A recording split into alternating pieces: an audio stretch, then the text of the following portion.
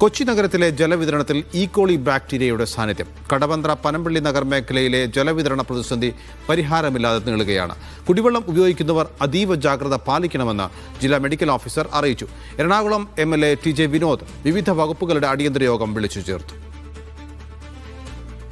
കടവന്ത്ര പനമ്പള്ളി നഗർ കൊച്ചു കടവന്ത്ര മേഖലകളിൽ 60-ലധികം വയറിളക്ക രോഗങ്ങൾ റിപ്പോർട്ട് ചെയ്തതോടെ നടത്തിയ പരിശോധനയിലാണ് ഈക്കോളി ബാക്ടീരിയയുടെ സാന്നിധ്യം സ്ഥിരീകരിച്ചത്.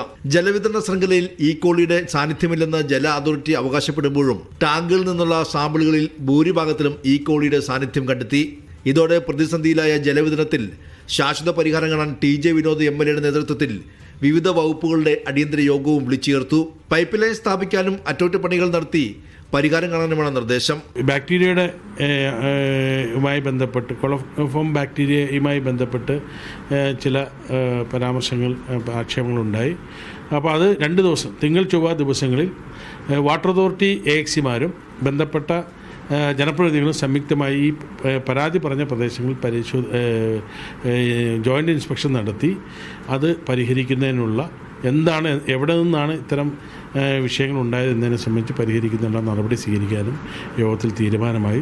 കടവന്ത്രയിലെ ആനന്തുരുത്തിച്ചിറ, ശാസ്ത്രി നഗർ, പണ്ടാരച്ചിറ കോളനി, സ്മാർട്ടോ റോഡ് എന്നിവിടങ്ങളിൽ നിന്നും ശേഖരിച്ച 10 സാമ്പിളുകളിലും ഈക്കോളി ബാക്ടീരിയയുടെ സാന്നിധ്യമുണ്ട്.